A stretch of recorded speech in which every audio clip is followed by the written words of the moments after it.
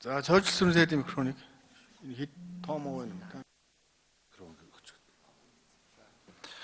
За энэ бүрдүр жигшээний асуултанд хариулъя. Энэ төрийн албан агч тэтгэврт гарахад нь 36 сар хүртэлх хэмжээний нэг удаагийн тэтгэмж болгож байгааг энэ салбараараа ондоо зохицуулалттай байсан юм байлээ.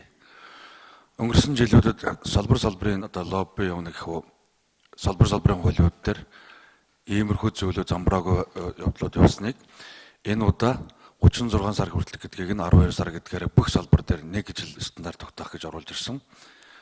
Ийм байгаа юм. Хоёрдугаар танд нэг зүйлийг тайлбарлая гэж бодож байна. Энэ шин засгийн газар аваад энэ 16-наад төсвийн тодтгол оруулж ирсэн юм. Нэгдсэн төсвийн чинь нийт тэнцэл 4.3 их 80 төгрөг хүрээд муудсан байгаа байхгүй юу?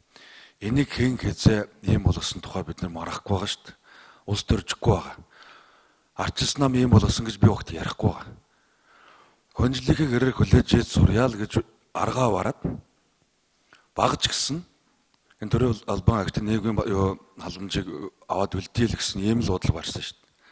Түүнээс биш одоо ингээд ардын нам гарчаад ард түмдээ хайргүй болоод нийгмийн халамжийг бууруулад нөгөө хүмүүс нь хайр зарлаад ийм юм байхгүй байгаа та мэдж байгаа шүү дээ. Улс төржүүлэхгүй бай гэж та бид нар тохирч байгаа шүү дээ. Би ерөөсөө улс төржин. Та улс төржүүлэх гэдэг бол би улс төржсөн хариулт л өгөхөөс ондоо арга олох. Гэхдээ энэ улс төржснээр чи Монгол улсад хэн ч очихгүй шүү дээ. Тийм биз дээ. Хэн хэзээ яаж юм болгосон гэдээ яриад байвал бас 80 урт юм ярьж би чадсан шүү дээ.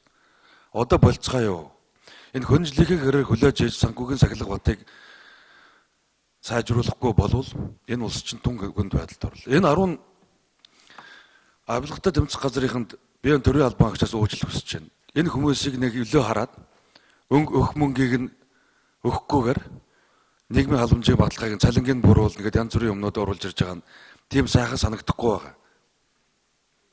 Манай намын мөрийн хөтөлбөр дээр ч байгаа.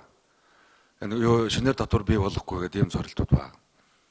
Гэхдээ энэ аргагүй байгаа санхүүгийн нөхцөл байдлаас нь шалтгаалаад л энэ бүх салбаруудыг жигдлээ гэдэг зүйл ярьж байгаа. Өөр дээрээ гал аваад, нам дээрээ гал аваад, засгийн газар дээрээ гал аваад. Түүнээс энэ дээр одоо хэдүүлээ нэг ойлголцсон дээр бах уу? Түүнээс биш одоо